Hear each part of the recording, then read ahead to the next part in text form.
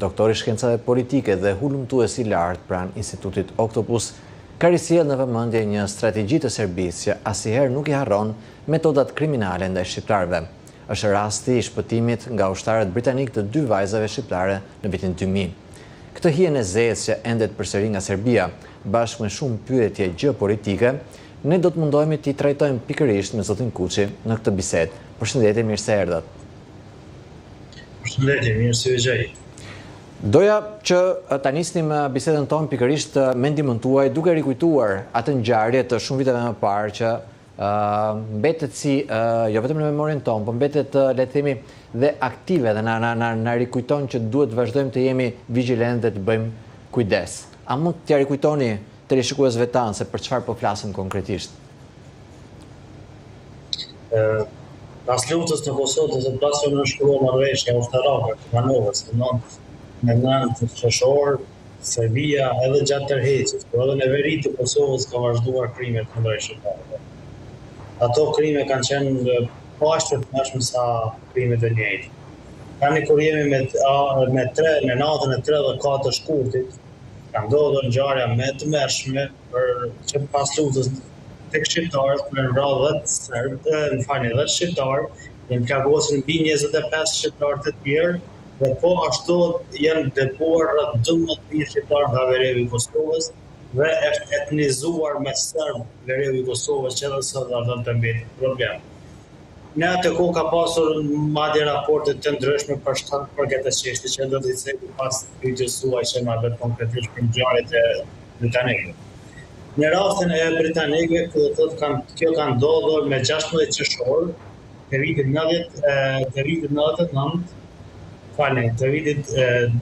2000, por edhe këto kërkoj ndjesë se gaboha vitin 1999, akoma kanë qenë duke u futur në Kosovë trupat paqëruese tek Fort, vetëm sa ka qenë në shkruar marrëveshje, dhe po ashtu në shkruar edhe fuqizimi i rezolutës 1244. Gjatë kësaj periudhe, serbët gjatë ikjes së tyre kanë vazhduar të bëjnë krime në Kosovë.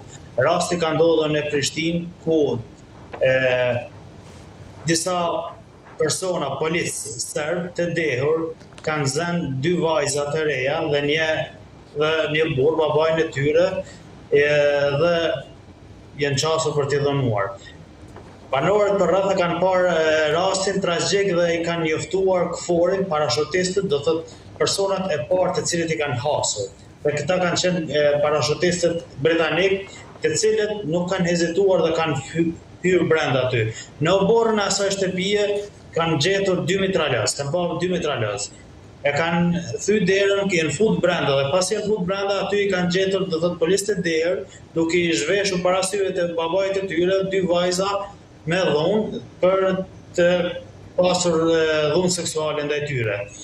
Me njerë pas futjes së Forit, ata kanë reaguar dhe kanë neutralizuar rastin, ku edhe ju kanë jepur mundësi vajzat dhe babait që të largohen. Kjo do të thotë një rast ku ata kanë krijuar një lloj heroizmi dhe i kanë shpëtuar. Ndërsa vjen edhe rrjeta raste të tjera ku serbët gjatë ikjes së tyre kanë bërë krime të tilla, ndërsa një prej krimeve më të mëdha që kanë bërë serbët është kur kanë bërë me vete mijëra pengje nga Kosova si të burgosur politik në burgjet e Serbisë dhe ata janë liruar pastaj me vonë me ndërhyrjen e OSBE-s dhe marrëveshjet që kanë qenë në atë kohë për lirimin e të burgosur. Ndërsa nëse rikthehemi prapë tek ngjarja e 3 dhe 4 shkurtit të vitit 2000, është periudha më e tmerrshme shqiptarëve kur dëbohen nga veriu i Kosovës dhe bëhet një spastrim etnik me shqiptarët në atë zonë dhe që nga ajo kohë është thyer në një problem serioz për çështjen e Kosovës, veriu i Kosovës dhe ka pasur akuza edhe ndaj dhe madje vetë KFOR-i në atë kohë ka pasur akuza ndaj udhëheqjes së KFOR-it që ka qenë garadë të francezëve. Pastaj kanë bërë me zë të lartë sidomos nga Danimarka, ku pastaj është dashur ndërhyrja e SBA-s dhe britanikëve, do të thotë gjithmonë po flasim në kuadër të KFOR-it, për këtë çështje, ndërsa vetë UNMIK-u e ka pranuar që nuk ka reaguar në formën e duhur dhe nuk kanë pasur edhe forcat e mjaftueshme për të mbrojtur territorin e veri, ndërsa KFOR-i francez është akuzuar se nuk ka vend trupa mjaftueshëm apo nuk ka vend trupa për patrullim këmbësorie në veritë e Kosovës. Ne bashkë flasim shpesh për informacionin që përdoret si armë nga Serbia, jo vetëm prej saj në fakt. Dhe së fundmi kemi këtë shqetësimin. Mos jemi përballë një lumë informacionesh që ndoshta kanë si shqetësim pikërisht shpërqendrimin, heqjen e vëmendjes, krimin e një lloj konfuzioni. A është edhe kjo një taktik në këtë luftën që e përdor informacionin si armë? Sot informacioni, por edhe në të kaluarën është përdorur jashtëzakonisht shumë nga Serbia si një armë dhe vazhdon ta mbrojë vazhdimisht. Serbia do thotë çështjen e informacionit e ka përdorur në nivele të ndryshme, qoftë diplomatike, qoftë ushtarake dhe sidomos së fundi madje është duke përfshirë edhe Shqipërinë dhe Kroacinë jashtëzakonisht shumë në propagandën e tyre që është duke bërë nga vendet të rajonit duke përdorur një lloj psikostrategjie për të realizuar shumë qëllime të saj. Informacioni përveç se është një armë, sot është duke përdorur për krijimin e një post-truthi, një post të vërtetë dhe një krimi të një vërtetë tjetër.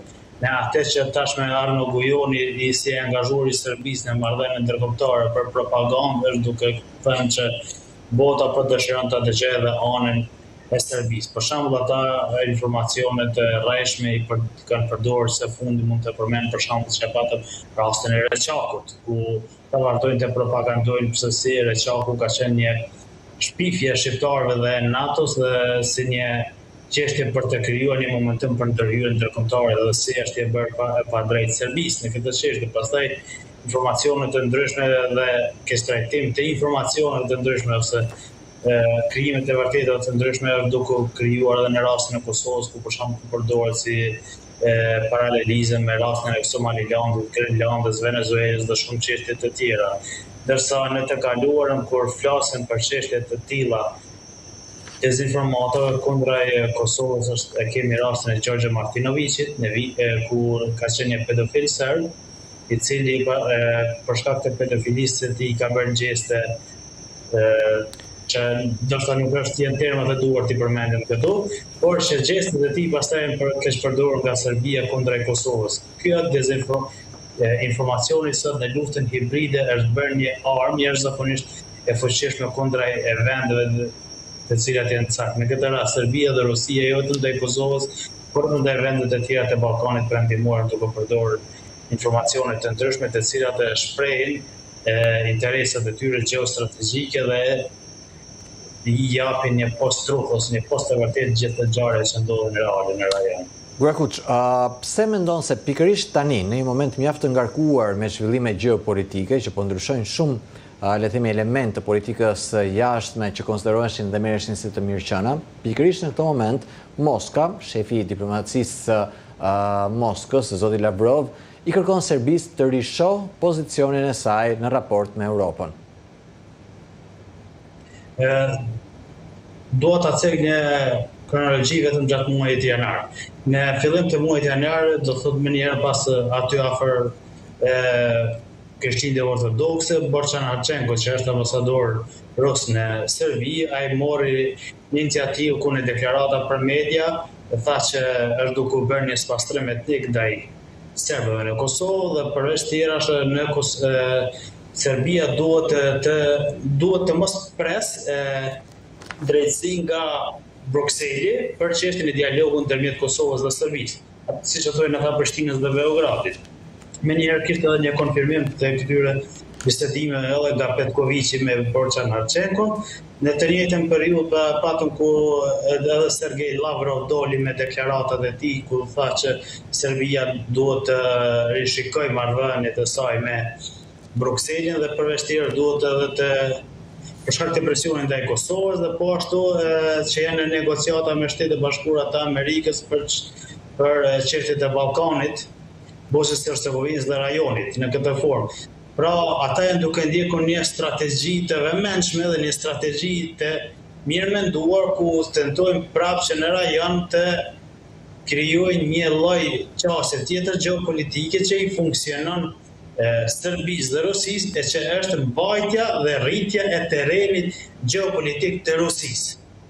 Pra, Rusia synon që nëpërmjet çështjes së presidencit të Kosovës të ruaj influencën e vetë në Ballkan dhe përveç tjerash në një mundësi të artë apo të caktuar sipas rrethonave gjeopolitike edhe të bëjë ndryshime territorësh. Pikërisht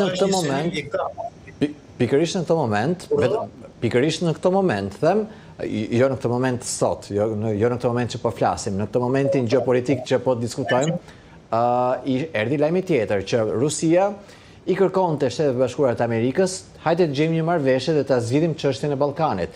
Çfarë do të thotë kjo për ne, për shqiptarët? Do ta shikojmë në kontekstin e përgjithshëm që ndodhen, do thotë vetëm ditëve të fundit këto ngjarje. Në momentin kur u krijua grupi i paqes për Gazën dhe u ftua Kosova dhe Shqipëria, por nuk u ftua Serbia, me njëherë patëm edhe deklaratat që i përmendëm tashmë të Sergej Lavrov dhe deklaratat që e përmendët edhe ju, dhe po ashtu në të njëjtin moment patëm edhe shumë ngjarje gjeopolitike ku ishte edhe takimi në Moz dhe Abu Dhabi. Dhe të gjitha këto takime sigurisht që ndoshta edhe pse nuk ka qenë qendër e vëmendjes Ballkani, atëherë megjithatë është përdorur të paktën në margjinat e dyre si bashkëbisedim. Kështu na la të kuptojmë edhe Sergej Lavrovi. Rusia ka interesat e vet jetike në Ballkan. Tash ata interesat e tyre i kanë shprehur edhe në Hungari, ku ne kemi parë që Viktor Orban ka qenë një përkrahas shumë i madh i tyre, ndërsa tani së fundi sondazhet nuk e paraqesin Viktor Orbanin si një fitues të zgjedhjeve në Hungari, ndërsa në Serbi ka një kërcim për pushtetin e Vučićit për shkak se një rikthim fuqishëm i protestave dhe në Serbi nuk di sa do të mund të mbjetonte prapë, dhe përveç tjerash po ashtu edhe ka edhe rikonfigurime gjeopolitike në gjithë Ballkanin për shkak se ju kanë dështuar planet pak a shumë të themi për rikthimin e Maqedonisë dhe Manit e Zi në tutelin e synimeve ruse, pra duke përdorur si edhe ndryshimin e politikanëve. Ndërsa në Kosovë tashmë ata kanë humbur një territor jashtëzakonisht të fuqishëm që kanë pasur sidomos në veritë e vendit. Dhe kjo atëherë ata i bën që po duhet patjetër të bisedojmë me Shtetet Bashkuara të Amerikës që të ruajnë një pjesë të pushtetit të tyre nëpërmjet Serbisë apo nëpërmjet interesave të caktuara që ata mund t'i shohin. Sigurisht që ne Pyetje, a ishte pikërisht kjo prezenca e shqiptarëve, Shqipërisë dhe Kosovë në tryezë dhe jo në menu, referuar marrëveshjes për bordin e paqes, pranimin pra nga Shqipëria dhe Kosova që t'jenë me shteteve antare themeluese, që nxiti këto reagime të Rusisë? Që Kosova dhe Shqipëria do t'jenë pjesë e bordit të paqes nuk është ndodhur me datën 22 janar, kështu ad hoc. Është një çështje që është ditur disa me herë ose të paktën disa ditë më herë. Por kemi parasysh që ne kemi ditur disa ditë ose jo më herë inteligjencat e vendeve të fuqishme sigurisht që me gjasë kanë ditur edhe shumë më herët se ne, sepse ata këtë punë kanë. Dhe ata pak a shumë kanë ndërtuar një lloj strategjie. Dhe edhe vetë çësia për shmangjen e Bashkimit Evropian, kërkesa e Rusisë nuk ka filluar, domethënë, prej Sergej Lavrovit, të prandaj më herët që ka filluar prej Borcan Haçenkos në ambasadorët rusë në Serbi. Dhe sigurisht që ka ndikim thirrja e Kosovës dhe Shqipërisë që të bëhen pjesë e bordit të paqes, sepse automatikisht ka japur një njohje ndërkombëtare si një vijë e fortë gjeopolitike e Shtetet e Bashkuara të Amerikës. Atëherë duke krijuar shqiptarët si një forcë gjeopolitike, sigurisht që kjo ja mbyll dyert trirës së Rusisë në Ballkan dhe përveç tjesh edhe kërcënon Serbinë, jo Serbinë si shtet, por e kërcënon regjimin e Vučićit i cili është pro-rus. Dhe humbja e regjimit të Vučićit në kupton që edhe humbje Rusisë dhe fuqisë së saj në Serbi. Për shkak se ne dimë që deri me tani nëse do të vinë potencialisht një klasë tjetër jashtë asaj të Vučićit dhe Volinit, nuk ka një siguri që do të ketë edhe një qasje pro-ruse sigur deri me tani. Ndoshta jo totalisht pro-Kosovës ose diçka e tillë, por jo në një qasje pro-ruse sigur që ka qenë deri me tani. Pra ata thjesht po dëshirojnë që në negociata me Trump, me Shtetet Bashkuara të Amerikës dhe në ndarjet e influencave globale të jetë pjesë edhe Ballkani Perëndimor. Pra, Ballkani Perëndimor mund ta gjejë paqen vet kur do të ketë një marrëveshje mes Shtetet e Bashkuara dhe Rusisë. Këtë e kemi thënë në emisionet e A2 disa vite më herë dhe që ishte tani që ta ripërsërisim këtë çështje. Dhe Rusia është duke ndjekur këto hapa. Rusia di që nuk e ka fuqinë e përballës së drejt për drejt dhe fitores ndaj Shtetit të Bashkuara të Amerikës, por ajo i shfrytëzon dy mundësi. E para është multipolarizimi i globit dhe po ashtu multipolarizimi i Ballkanit Perëndimor dhe ruajtja e influencës së saj nëpërmjet kompromiseve dhe lëshimeve të ndryshme që mund t'i bëjmë në rajone të ndryshme. Potencialisht për shembull mund të themi se të lëshoj territor ose influencë në Venezuelë, Iran për çaste të ndryshme në pjesë të ndryshme të globit. Që nga Davosi është përforcuar kjo ideja për një rend të ri botror, për ndarje të reja, dhe shoqëruar me këtë ka qenë koncepti tjetër i formimit të shtet-kombëve. Ne ti kemi pasur të ftuar zotin Sadri Ramabaja, dhe ai kishte këtë idenë që të shqiptarët duhet fillojnë të mendojnë në këtë logjik, në mendimin e krijimit të një federate të shqiptarëve në rajon. Ju si e shikoni këtë koncept? A ka gjasa, a ka hapësira që dhe rajoni ynë të preket nga këto zhvillime, nëse gjithë pjesët e tjetër e botës shkon në këtë drejtim më pas? Së fundi edhe në aty që kam thënë që më herët para disa javë të paktën, nëse më kujtohet qartë që shqiptarët e kanë një momentim që duhet të etablohen si faktor gjeopolitik. Në jashtë një periudhë e rrethana dinamike gjeopolitike, kur shqiptarët nëse nuk e shfrytëzojnë tani, atëherë mund të ju humb edhe shfrytëzimi i rrethanave të ndryshme. Ne nuk kemi aftësinë e ndryshimit të ujrave të mëdha gjeopolitike, por ne çka mund të bëjmë është që interesat tona të mos i përplasim me to, por të bëjmë që të funksionojnë kashi rrjedhës së tyre. Në raste të tilla, Shtetet e Bashkuara të Amerikës së fundmi e kanë nxjerrur edhe një ligj ku që quhet Akti i Sigurisë Kombëtare të Shtetit të Bashkuara të Amerikës, që në formë pothuajse decisive edhe bllokohet çështja e ndryshimit të territorëve në Ballkanin Perëndimor. Për shkak se duhet ta kemi parasysh se një çështje e tillë atëherë nuk do të pret te Kosova dhe Shqipërinë apo Kosova dhe Serbi, por do të pret të gjithë rajonin, sepse janë çështje të ndryshme që atëherë prek edhe Maqedonia, edhe Malizi dhe hapet ajo që e quajmë kutia e Pandorës. Pra nuk e dim se çfarë mund të rrjedh pastaj nga këto ndryshime të mëdha që mund të ndodhen. Pra prekën shumë interesa. Shtetet e Bashkuara të Amerikës nuk janë të interesuar për ndryshime të çështjeve të mëdha tani. Ata dëshirojnë që ta ruajnë vijën e tyre të madhe gjeopolitike. Dhe Kosova dhe Shqipëria hyjnë në një vijë të madhe gjeopolitike. Momenti i tanishëm kërkon që nga Kosova dhe Shqipëria të krijohet një aleancë e cila të quajmë një aleancë në kokat tona së pari, kur politika do të krijojë strategji të përbashkëta ose të paktën strategji të Kosovës dhe Shqipërisë. Për çastet e politikanëve në Kosovë dhe Shqipëri nuk do të jenë të kundërta dhe nuk do të jenë të panjohuri për njëra tjetrën drejt çasteve dhe punëve të tyre që i bën në marrëdhënie me jashtë. Pra mund të krijojmë një çastë të përbashkët politike, një çastë të përbashkët ekonomike, një çastë të përbashkët ushtarake, siç është tani me marrëveshjen për ndërmjet Kosovës, Shqipërisë dhe Kroacisë, dhe në këtë formë ta ruajmë një trajtësinë e tanishme dhe ta etablojmë vetveten si faktor gjeopolitik, por ndoshta hapat e ngotshëm si të tillë duhet të shqyrtohen me shumë kujdes. Jo që duhet të hidhen, por duhet të shqyrtohen me shumë kujdes, sepse veprimet e gabuar në një dinamikë të ngjarjeve të mëdha, atëherë nganjëherë mund të jenë të pamenduara mirë. Meqenëse e përmendë, teksa Vučić ankoi se ndjehej kërcënuar ushtarakisht nga shqiptarët, ministri i mbrojtjes së Shqipërisë Piro Vëngu e ngacmoi me një ftesë ironike, duke i thënë hajde bëu pjesë e aleancës ushtarake Shqipëri-Kroaci-Kosovë. Si e pe këtë? Aleksandar Vučić që nga fillimi i këtij viti ka filluar një psikostrategji të re ku veprimet e saj dëshiron që të arsyetoj me këtë aleancë. Duhet ta kemi parasysh që para disa jave Aleksandar Vučić deklaroi që Serbia për një vit e gjysmë do të dyfishojë fuqinë e saj ushtarake.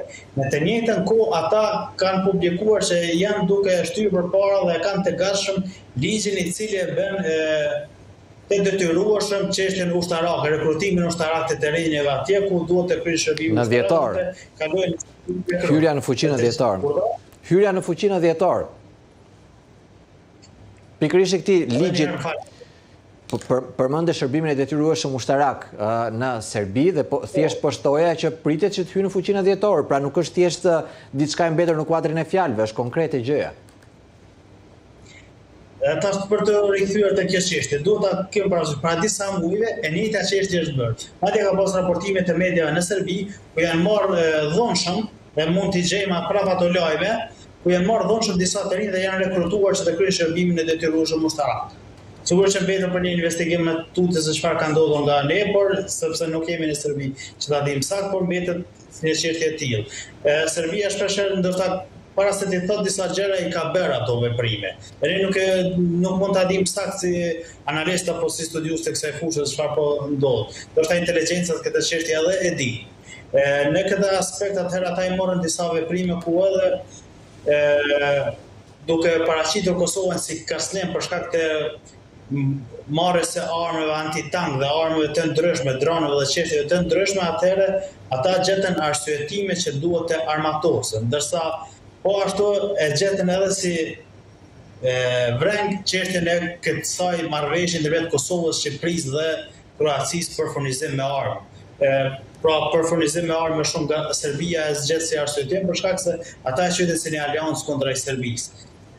Ministri i mbrojtjes së Shqipërisë sigurisht që unë mendoj edhe nëse është veprim diplomatik, ishte një veprim shumë i mençur, sepse kjo aleancë edhe unë jam i bindur ashtu siç kanë deklaruar të tre ministrat e të treja vendur nuk është aleancë kundra Serbisë dhe as ndonjë vendi, sepse Kosova, Shqipëria dhe Kroacia asnjëherë nuk kanë shprehur tendenca territoriale ndaj ndonjë vendi. Kosova edhe tani kur po armatoset, është duke armatosur me armë të cilat janë për mbrojtjen e Kosovës, por asesi armë ofansive dhe Serbia thjesht po përdor këtë strategjinë e vet që të ul vlerat morale dhe të arsyetoj veprimet e saj të cilat janë synime ku madje tashmë ka filluar edhe një fushat që kënë se Serbia po dëshiron të furnizohet nga Izraeli edhe me armë të cilat janë shumë të fuqishme dhe armë të cilat madje nuk i kanë edhe vendet e Bashkimit Evropian që detektojnë edhe armë nukleare dhe çështje të tilla thjesht propaganda ku dëshiron ta krijojnë një Serbi të fuqishme dhe në këtë moment edhe të demonizoj fqinit e saj. Burakuq, pyetja fundit që kam, sepse po shkojmë në drejt fundit të minutazhit që kemi në dispozicion për të gjithë programin e ditës sotme.